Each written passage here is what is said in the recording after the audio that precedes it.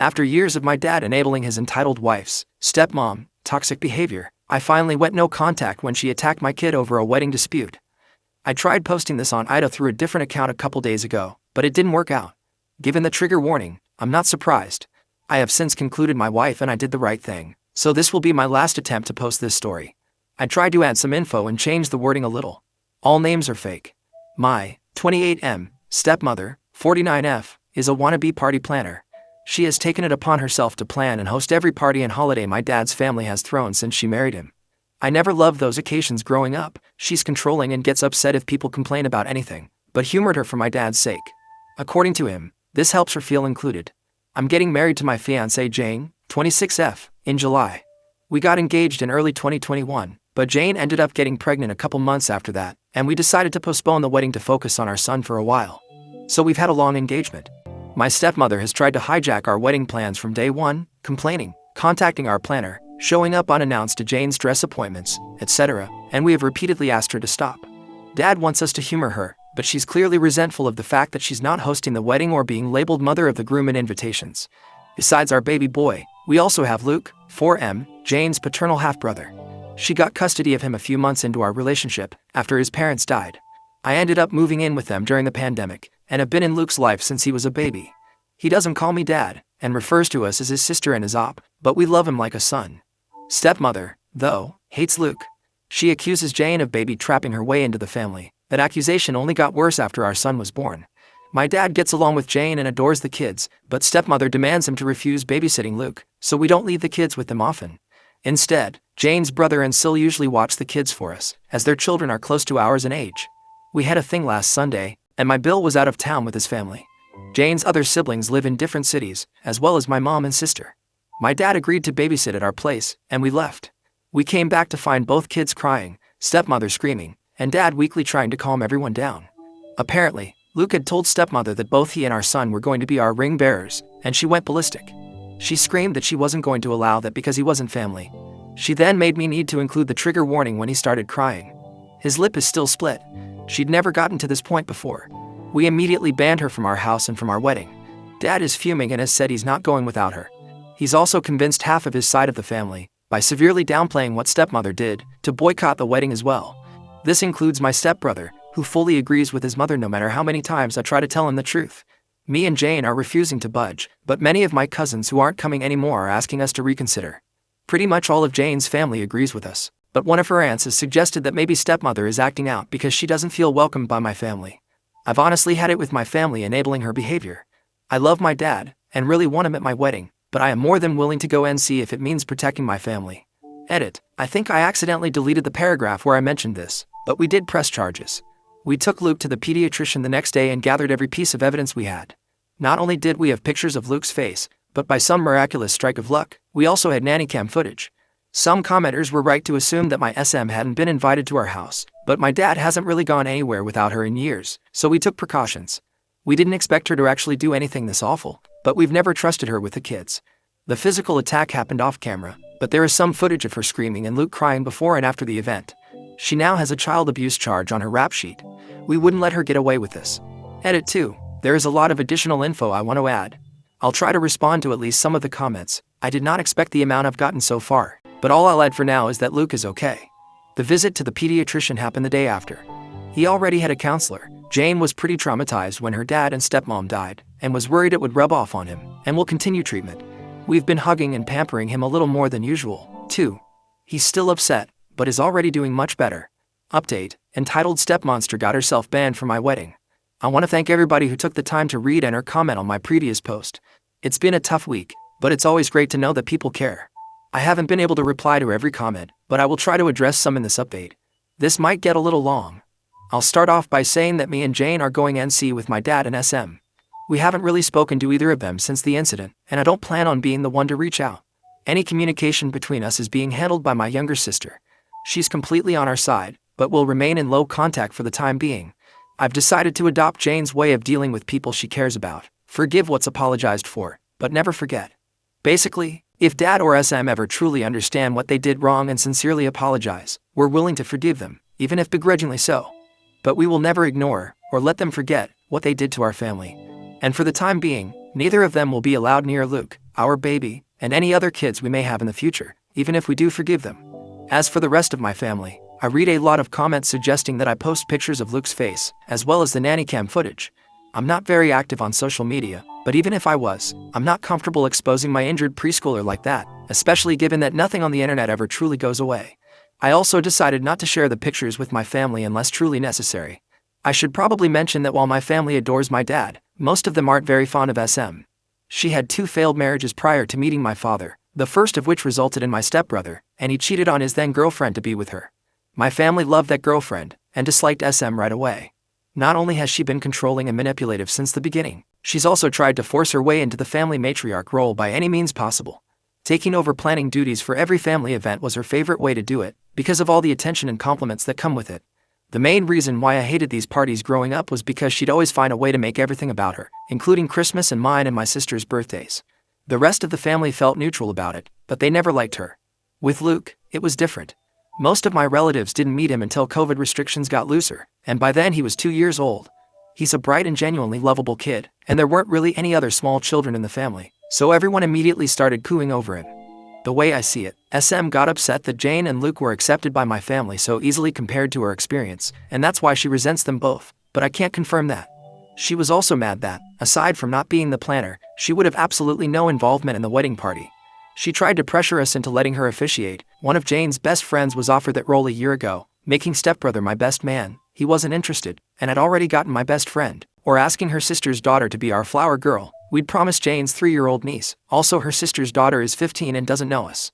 She also tried to convince us to let my dad walk Jane down the aisle, since her father's gone, but her eldest brother, the Bill I mentioned in the first post, had already been enlisted. SM was disappointed that my family wasn't as involved in the wedding as Jane's, and kept making comments about how that would never happen if we put her in charge. All of that being said, there is nothing that can excuse being that awful to a child, especially if it really is the petty jealousy that I suspect. Because I haven't spoken with my father, my sister has been keeping me updated on what he's been up to. As I found out through her, the story my dad and SM told the rest of the family completely erases Luke's injury and the abuse charges. It insinuates that me and Jane banned them because we got annoyed with SM and decided to take it out on my dad as well. Because most people already disliked SM, explaining what actually happened that night wasn't hard, and most of the relatives that I actually wanted at the wedding have apologized and are berating my dad as well. The people that didn't believe us, as well as those saying we overreacted, have been told they are not welcome in our home anymore. Those are mostly people from my dad's generation, so I can't say I'm surprised. But the realization that they are so biased they're willing to protect a woman they hate, after she hurt a child, just to make my dad happy has reassured me that I don't need any of them in my life. Stepbrother is still in denial. He refuses to believe his mother could hurt a child, even with all the evidence we have. I have to admit I understand, I love my mom too, but that doesn't mean I'd excuse his obliviousness. So he's banned too. It sucks, because we are close growing up, but I don't regret it. Besides, Jane has 3 other siblings besides Luke, the older Bill, a twin brother and a younger sister, and I'm closer to them than I ever was to him. Speaking of Jane's family, they're all furious over what happened, and have been extremely supportive of us. Jane's maternal family basically adopted Luke after she got custody of him, and have called frequently to make sure he's okay. We did manage to save some money with everybody we uninvited, and have decided to use it to help Jane's cousin. She lives in a different country, and was previously unable to come to the wedding, so we're paying for her plane ticket. Luke has gotten much better, and is almost completely back to being the sunny child he's always been. The split lip was shallow. It's healing slowly, but didn't require any stitches. We sat him down a few days ago, and explained that my dad and stepmonster wouldn't be around anymore. He really liked my dad, but understands that he and SM are attached at the hip.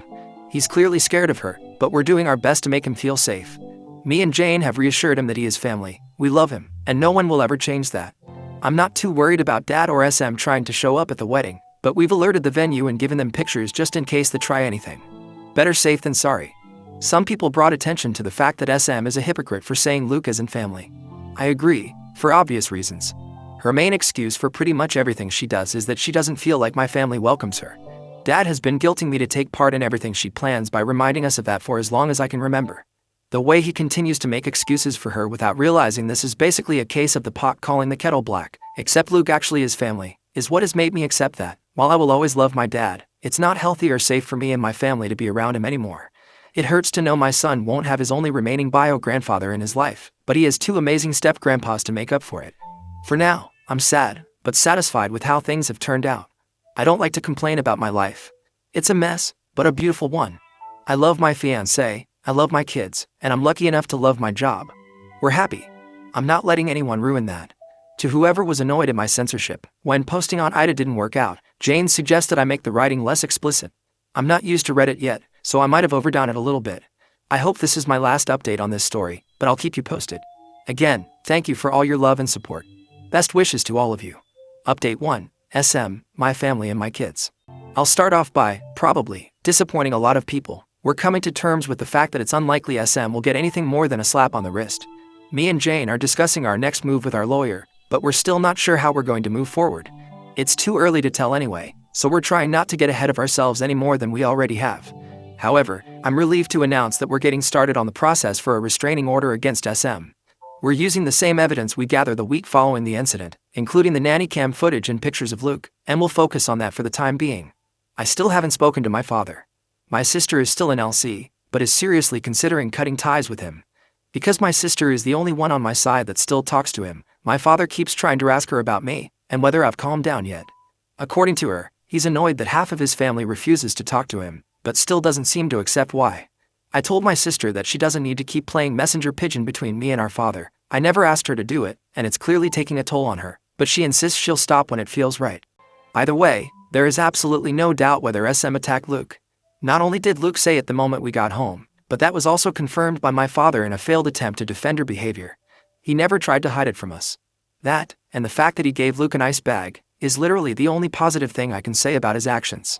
And SM was too busy screaming about how much of a whining brat Luke was being to deny it. To those who guessed SM is younger than my dad, you get an invisible cookie. She's also 5 years younger than his previous girlfriend. They got together when I was around 15. Also, stepbrother is only a month older than me. She turns 50 later this year, had him at 21, married his father a year later. Both our kids are doing mostly okay. Luke's back to running around the house in his Superman costume whenever he doesn't have anything better to do. He did a few nightmares this past week, and is asked to sleep on our bed twice. We don't mention my father around him, and he's still seeing his counselor. Our 14-month-old son has learned 2 new words, hi and bye, and Luke is trying to teach him to say his name. Jane's sister, who moved away for college, is coming over for a couple days to celebrate her 21st birthday later this month. Luke's excited to see her, and Jane's excited to get drunk with her. Can't say I blame her.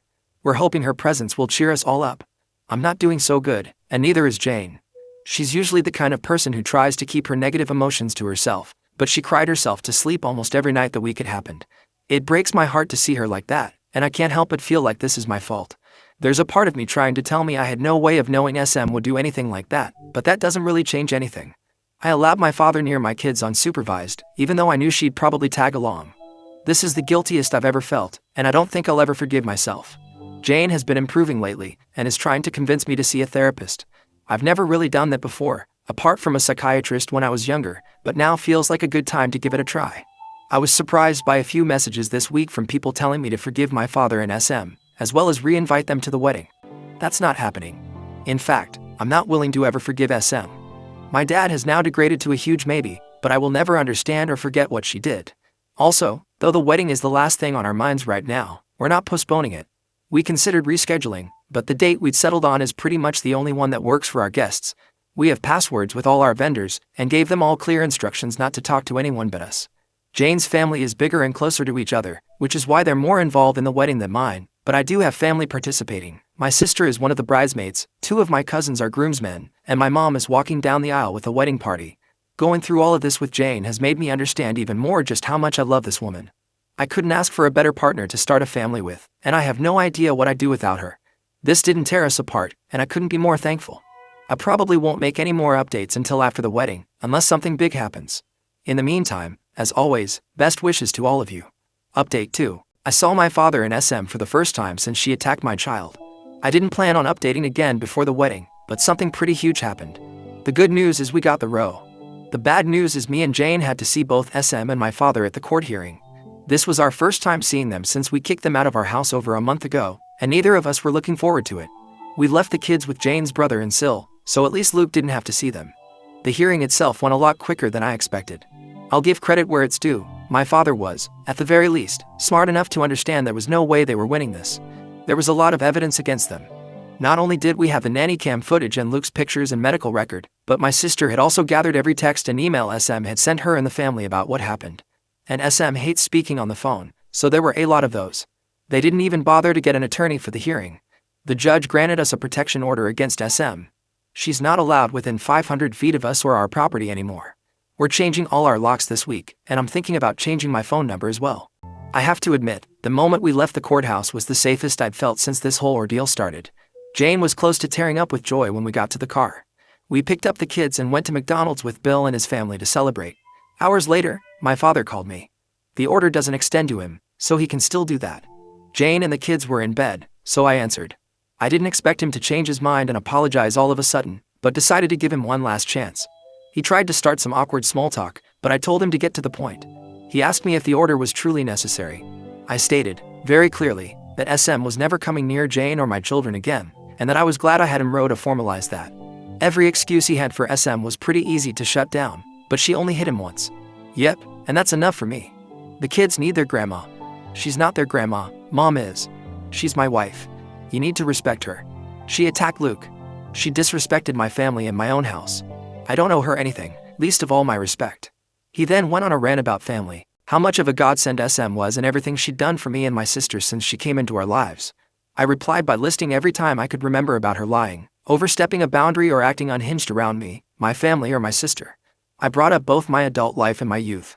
Examples included her attempts to hijack most of our milestones, recently, our wedding plans, our son's birth, Jane's baby shower and my sister's college graduation, her obsession with the idea of a perfect family and her disgusting attitude towards Luke. I also made sure to mention her habits of going through mine and my sister's stuff when we were younger. It's trivial, compared to everything else, but this behavior went on until my sister moved out of their house, only 3 months ago. We're pretty sure she found out about Jane's wedding dress appointments by reading my sister's planner while she wasn't home, for instance. Some of the memories I mentioned are long and hard to explain, but they did cement the fact that SM means nothing to me. He tried to go with the whole she doesn't feel included excuse again, but I shut him up. I said he'd had the opportunity to protect his grandchildren, but had chosen his monster of a wife instead, and that's enough for me to want nothing to do with him. I hung up without saying goodbye. My sister told me he called her afterwards, and she told him she was going NC with him as well. I think we're both starting to accept our father won't change. It sucks, but he's made his priorities clear, and his children and grandkids aren't among them. For now, that's it. Now that they're fresh in my mind, I'm thinking about sharing some of the stories I reminded my father of, but that's gonna take a while. Until then, as always, best wishes to all of you. Update 3. Stepmonster tried to hijack our baby shower. I mentioned in my last post that I was thinking about sharing some stories from before I, finally, got in row against my lovely SM and went NC with my father. Though there are plenty worth writing about, I'll start with one of my sister's favorites. All names are fake. My fiancée Jane found out she was pregnant in June 2021, and we announced it to our immediate families in August. At first, SM was completely uninterested in our baby. Not that I expected much from the woman whose reaction to our pregnancy announcement was to ask Jane if she was sure it was mine. Even my dad berated her for that one, but she barely seemed to acknowledge the fact that we were expecting. Instead, she was more interested in my stepbrother, who was also engaged, and would give her beautiful grandbaby soon. No complaints. We didn't want her involved, and we didn't even have to say anything. Planning our baby shower was complicated. Both me and Jane would have to work until the holidays, and I wanted to be involved. The due date was in February 2022, so we decided on early January as the best period of time. We enlisted 2 people as planners. My sister Laura, just realized I'd never given her a name, and Jane's best friend Mina. Me and Jane are mostly laid-back people. We didn't want a big party, nor did we want to spend too much money on it. We were saving for both our baby and the wedding. We decided early on that the shower would be co-ed. It would also have to be indoors, again, January, and we settled on a guest list of 25 people, plus about a dozen kids. We came up with the idea of a pizza party. Me, Jane and Luke, my Bill/surrogate son, have had homemade pizza nights weekly since I moved in, and we thought it would be fun to incorporate that into the shower. Nina found an event venue with a pizza oven, and Laura figured out ways to incorporate classic baby shower stuff into the theme. The resulting plans were awesome. Make your own pizzas, non-alcoholic drinks and plain bodysuits for the kids to customize.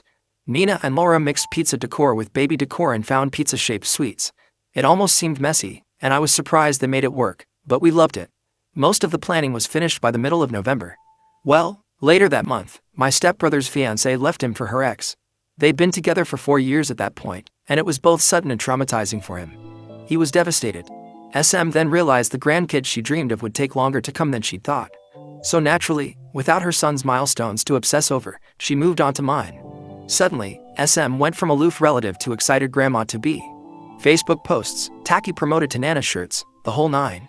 At first, we were too busy finishing things up at work and getting ready for the holidays to worry about that, but it didn't take long for her to start pestering us about planning the baby shower, as well as a gender reveal. We denied the possibility of a gender reveal party. No offense to those who like them, but we don't. Plus, we had decided to wait until birth to find out the sex. SM tried to get us to find out and tell her as a Christmas present, but we didn't. We also denied her the baby shower. She told my father, and he told Laura into letting SM help out with the plans. She was still living with at the time, so she didn't have much of a choice. She called Nina, and they met SM for coffee. Though I wasn't there for that meeting, Laura told me what happened later. Before they could even mention their plans, SM started talking about hers. According to Laura, she pulled a shockingly thick binder, complete with the words "Oh, baby" on the cover, colorful tabs and pieces of fabric poking out from her bag, and skipped to the shower section. It was short compared to the rest of the binder, but still long. And it was all to describe her one and only baby shower project. Laura sent me pictures, and, oh boy, I'll give her this, it looked like the most Instagrammable baby shower ever. That being said, it was also barely functional and obviously expensive. There were balloons, oversized teddy bears, giant alphabet blocks, and cringe-worthy signs everywhere. SM was going for pretty over cozy, with uncomfortable chairs and some fancy food ideas that didn't look edible. Most of them had soft cheeses, which Jane couldn't eat. The color palette was just 3 different shades of pink with gold accents.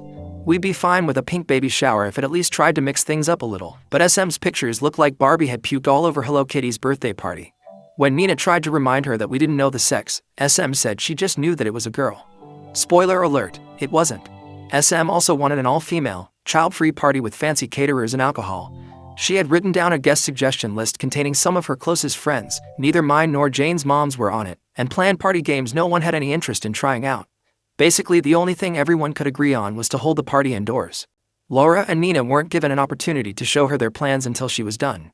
Once they could, they explained that, while they could find a way to incorporate some of SM's ideas, they'd already settled on the pizza theme. She tried to protest, but Laura stated that it was kind of them to even offer that, as the shower was a month away and we'd already greenlit their plans. SM even called me to try to get them to change their minds, but I just repeated their words. My dad had found out he couldn't come to the shower, so he didn't get a say in anything anymore. The holidays came around, and the subject was dropped. SM seemed to be okay with the pizza party. Nina managed to pair some of the pink decor she'd wanted with matching blue stuff, and even added one of the huge teddy bears. Fast forward to a week before the shower. Jane was almost 8 months pregnant. Everything had been bought, all guests had RSVP'd, and pretty much anything was ready to go. The shower was set to start at 7 p.m. SM offered to get to the venue earlier to prepare everything. Laura agreed, mostly because she knew SM would complain if she didn't get to do anything, and the venue even let them drop off their decorations before the party. Me and Jane promised to get there at 6. 2 days before the shower, however, the venue called Nina. They told her that SM had stopped by to drop off large, heavy boxes of what she called a little surprise for us. She'd informed them that she planned on showing up at 3:30 p.m. to start setting it up. They were calling to reinforce that the venue was only booked past 4 p.m., since SM almost threw a tantrum when told that. All of the decor was still at Nina's place, so she called Laura to check if they'd left anything with SM. Thankfully, my sister is both smart and used to the shit, so she drove to the venue the next day and asked to see SM's boxes. She told me she wasn't even surprised at its contents when she opened them, but was still shocked at SM's audacity. All of the boxes were filled with pink, frilly decorations. Some of them seemed to be the exact same items SM had initially shown Laura and Nina. The signs, the balloons, the placemats, everything.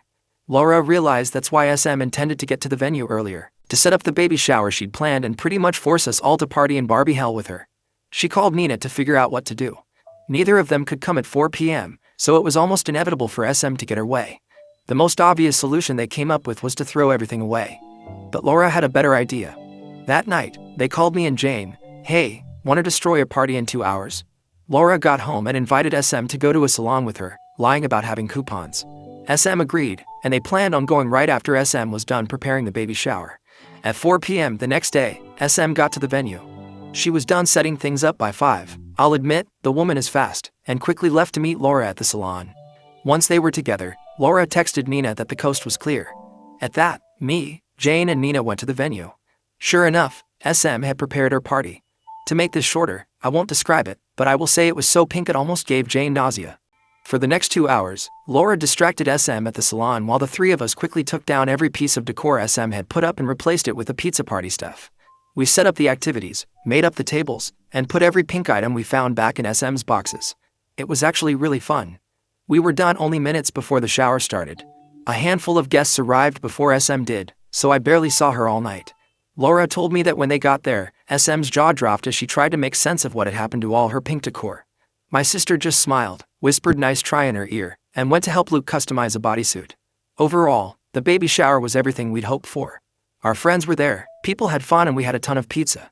So I didn't really care that SM spent the whole party literally sulking in the corner. Nina did catch her trying to put little pink bows on top of the cupcakes, but she quickly shut that down. I gave Laura and Nina full credit for saving the day. SM's interest in our baby quickly died after that. She stopped wearing her Nana shirts, didn't come to see us at the hospital when he was born, and refused to even acknowledge that he was a boy until she met him weeks later. Up until we went NC, she was a very loose definition of the word grandmother. I couldn't be more grateful my son will never know her.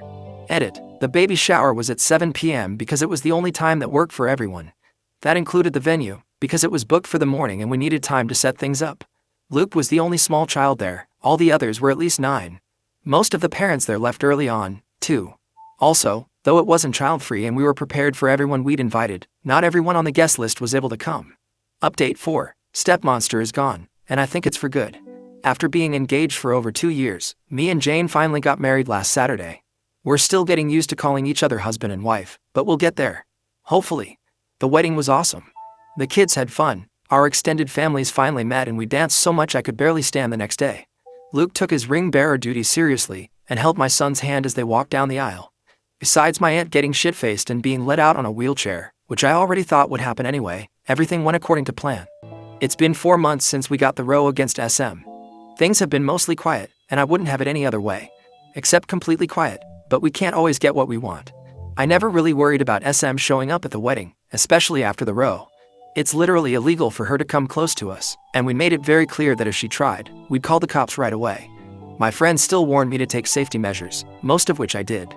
SM didn't show up, of course, but I'm a strong believer that any money spent on security is well spent, so no regrets on that end. My stepbrother and I wished each other happy birthdays, and he also texted Jane on hers back in June. That's the only contact we've had during these months. He knows that the door is still open if he wants to apologize. My dad has given up on trying to reach me. We haven't spoken since April. He's still trying to talk to my sister, for some reason, but she's ignoring him. A few days after she went NC with him, they had a huge fight over the phone about SM's treatment of us over the years. Insults were thrown, sore subjects were brought up, and, most importantly, my father took SM's side on almost everything. My sister called me crying afterwards.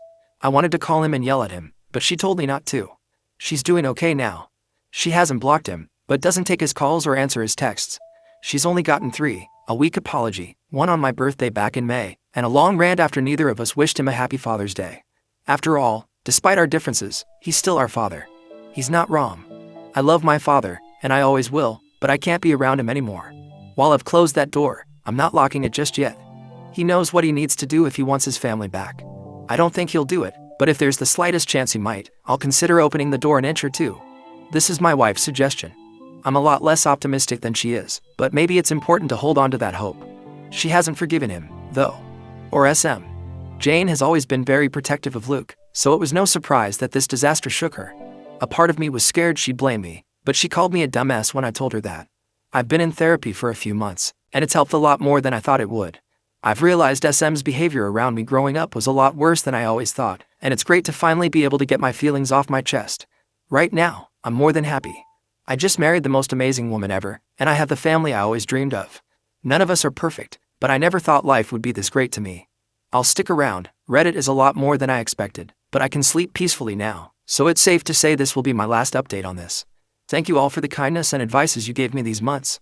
I could have never expected the support I got from you guys, and I can't begin to describe how helpful it was. Seriously, thank you all. Edit. Okay, I updated too soon. I didn't want to write another post, so I'll just add this here. My stepbrother called me earlier today. Apparently, he and SM had a fight and he wants to meet up. I agreed as long as it was just the two of us. We're meeting up for coffee on Wednesday. I have no idea what to expect, but even if he does apologize, I need to know he understands how and why he let us down. Edit 2. I rescheduled the meetup. With me and Jane leaving for our honeymoon on Friday, I decided that no matter the outcome of my conversation with SB, I didn't want to spend the whole trip thinking about it. He understood, and we're gonna talk when I'm back. Final update, Stepmonster and Stepbrother. Hey guys. I've been away from Reddit for a few months, due to some stuff at work. But a lot of people have been messaging me about my stepbrother, so I want to give you a small update. I've been busy and tired these days, so I might gloss over some details. Feel free to ask me anything. I first met my stepbrother for coffee back in August. He'd had a fight with SM and the row was brought up. She'd lied to him about some details, accusing Luke of picking on my baby, bad-mouthing Jane, and more, but this time, he managed to force her to tell him the truth. My stepbrother started to reevaluate his relationship with his mother. After talking to his therapist and his friends about it, as well as the way she'd raised him, he finally accepted I wasn't exaggerating about what she did to Luke. He wanted to talk to me back in June, but didn't want to distract me and Jane from the wedding. Me and my stepbrother spent the last 4 months working on rebuilding our relationship. We've been meeting for coffee or lunch and discussing his mother and what she did to our lives and my kids. Jane started joining us in October, and the kids saw him again for the first time 2 weeks ago. Things were awkward between us for a while, but we're good now. He's also making amends with my sister. In early November, he completely cut contact with SM. Jane and the kids are doing amazing. Luke turned 5 in September, and our baby will be 2, holy crap, in early February. We're spending the holidays with Jane's family in Brazil, while my stepbrother stays with his girlfriend. Things are great. That's all. I'm signing off for now. I'll let you know if anything happens. Happy holidays, everyone. Best wishes to all of you.